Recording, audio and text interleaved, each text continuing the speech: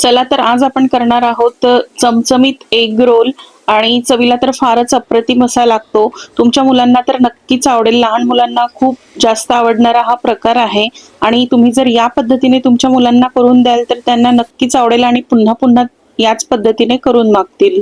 तर त्यासाठी व्हिडिओ शेवटपर्यंत बघा आणि चॅनलला पटकन सबस्क्राइब करा।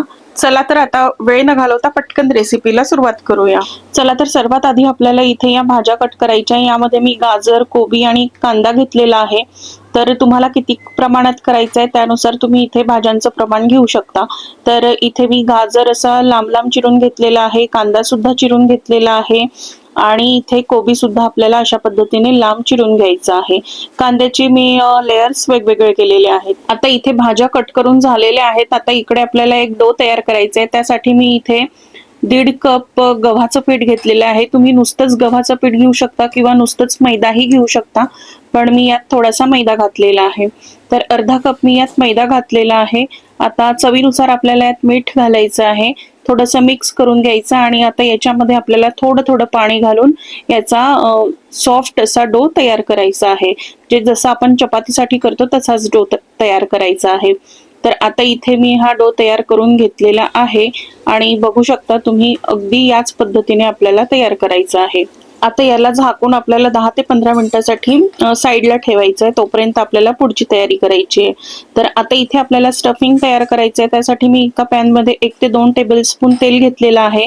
त्यानंतर इथे मी आलं लसूण घेतलेलं आहे साधारण 1 चमचा।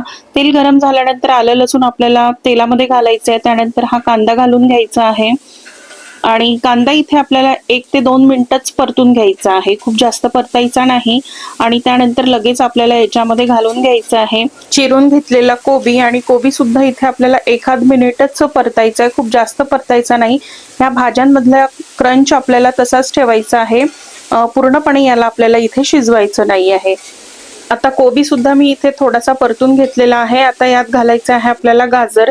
तर गाजर सुद्धा आपल्याला 1 ते 2 मिनिटच परतून घ्यायचं आहे, खूप जास्त परतायचा नाही आहे। तर इथे मी या भाज्या 1 ते 2 मिनिटं परतून घेतलेल्या आहेत आणि आता याच्यामध्ये आपल्याला घालून घ्यायचे आहे चवीनुसार तिखट, त्यानंतर अर्धा चमचा काळी मिरी पावडर घालायची आहे। आता मिक्स करून घ्यायचं याला आणि त्यानंतर आपल्याला यात घालायचं आहे 1 चमचा व्हिनेगर घालायचा आहे। आता यात घालून घ्यायचं आपल्याला सोया सॉस। जर तुमच्याकडे सोया सॉस नसेल तर तुम्ही नाही घातलं तरीही चालेल। तर अर्धा चमचा मी यात सोया सॉस घातलेला आहे आणि चवीनुसार आपल्याला यात मीठ घालायचं आहे। तर मीठ जरा कमीच घालायचं, कारण आपण जे सॉसेस घातलेले आहे त्याच्यामध्ये सुद्धा मीठ असतं, म्हणून मीठ थोडं आपल्याला इथे कमीच घालायचं आहे। आता हे सर्व घातल्यानंतर मिक्स करून घ्यायचं आणि गॅस बंद करायचा आहे आपल्याला। आता यात आपल्याला घालून घ्यायचं आहे ऑरेगॅनो। जर तुमच्याकडे असेल तर घाला किंवा तुमच्याकडे पिझ्झा मसाला असेल तर तोही तुम्ही इथे घालू शकता। आता मिक्स करून घ्यायचं आणि याला थंड होऊ द्यायचं। तर अशा प्रकारे इथे आपलं हे स्टफिंग तयार झालेलं आहे। आता इकडे हा डो सुद्धा छान मुरलेला आहे। आता याला थोडंसं तेल लावून याला पुन्हा एकदा मळून घ्यायचं, म्हणजे हा डो पुन्हा छान सॉफ्ट होईल। आता याच्या आपल्याला चपात्या करून घ्यायच्या आहेत। तर चपात्या जशा आपण करतो तशाच करायच्या आहेत। तर इथे अशा पद्धतीने एक छोटा गोळा घेतलेला आहे, नेहमी करतो त्यापेक्षा थोडा मोठा गोळा घ्यायचा आहे आणि चपाती सुद्धा आपल्याला थोडी जाडी करायची आहे नेहमीपेक्षा। तर अशा पद्धतीने मी याला लाटून घेतलेला आहे आणि थोडं जाडसरच लाटलेलं आहे। आता ही चपाती इथे लाटून झालेली आहे आणि त्यानंतर आपल्याला ही तव्यावर घालायची आहे। तर मी इथे तव्यावर घालून घेतलेली आहे। आता खालची बाजू हलकीशी भाजल्या गेली की याला पलटी करायचं आहे आणि दुसऱ्या बाजूनी आपल्याला व्यवस्थित भाजून घ्यायचं आहे आणि अशा पद्धतीने तेल किंवा तूप किंवा बटर वापरून आपल्याला इथे ही चपाती पराठ्यासारखी शेकून घ्यायची आहे। तर आपल्याला ही चपाती फुगवून घ्यायची नाही आहे, अशा पद्धतीने थोडं थोडं तेल घालून आपल्याला अशा पद्धतीने शेकून घ्यायची आहे। जर तुमच्याकडे ऑलरेडी चपात्या असेल तर तुम्ही त्याच्यापासून सुद्धा हा रोल करू शकता, तुम्हाला अगदी वेळेवर चपात्या करण्याची सुद्धा गरज पडणार नाही। तर आता इथे चपाती झालेली आहे आणि याच पद्धतीने मी बाकीच्या सर्व चपात्या करून घेतलेल्या आहेत। आता इथे मी 4 अंडे घेतलेले आहेत। अंडे आपल्याला फोडून घ्यायचे आहेत आणि यामध्ये आपल्याला घालून घ्यायचं आहे बारीक चिरलेली मिरची। तर मिरची आपल्याला यात चवीनुसारच घालायची आहे। आता यात आपल्याला घालून घ्यायचं आहे भरपूर अशी बारीक चिरलेली कोथिंबीर आणि चवीनुसार मीठ घालायचं आहे. सोबतच अगदी थोडीशी हळद सुद्धा घालून घ्यायची आहे. आता हे छान मिक्स करायचं आणि आपल्याला व्यवस्थित फेटून घ्यायचं आहे. तर तुम्ही जेवढं जास्त याला फेटाल तर तेवढा जास्त स्पॉन्जी असा हा ऑमलेट किंवा रोल तयार होईल.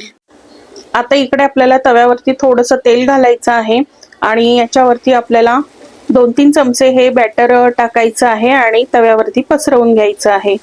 तर अशा पद्धतीने आपल्याला हे पसरवून घ्यायचं आहे.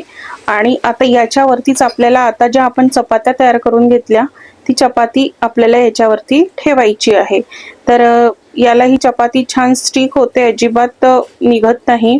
आणि अशा पद्धतीने याला प्रेस करून घ्यायचं आणि वरून सुद्धा चपातीवर थोडंसं तेल किंवा बटर टाकायचं आणि दोन्ही बाजूने व्यवस्थित शेकून घ्यायचं. तर आता अशा पद्धतीने मी दोन्ही बाजूने हे शेकून घेतलेलं आहे. चपाती आपली ऑलरेडी शिजलेली होती पूर्णपणे, त्यामुळे इथे चपातीला आपल्याला शिजवत बसायची गरज नाही आहे. आता हे झालेलं आहे. आता यावर लावायचं आहे आपल्याला सॉस. तर 1 ते 1.5 चमचा मी याच्यावरती सॉस लावलेला आहे, स्प्रेड केला त्याला छान व्यवस्थित. आणि त्यानंतर आपल्याला याच्यावरती घालायचं आहे मेयोनीज. तर 1 चमचा आपल्याला यात मेयोनीज लावायचं आहे. आणि तुमच्याकडे चीज असेल किंवा चीज स्प्रेड असेल तर तेही तुम्ही इथे स्प्रेड करू शकता. आता हे खूप जास्त गरम आहे म्हणून मी याला एका प्लेटमध्ये काढून घेतलं. आता याच्यावरती आपल्याला टाकायची आहे ही स्टफिंग. तर आता जी आपण स्टफिंग केली तीच आपल्याला इथे टाकायची आहे. यावर तुम्ही परत गाजर, कोबी आणि कांदा टाकू शकता, पण मी टाकलेला नाही आहे. जर ते टाकलं तर अजून छान क्रंची लागतो आणि चवीला पण छान लागतो. वरून छान भरपूर असा चीज घातलेला आहे मी आणि याला आता आपल्याला रोल करायचा आहे.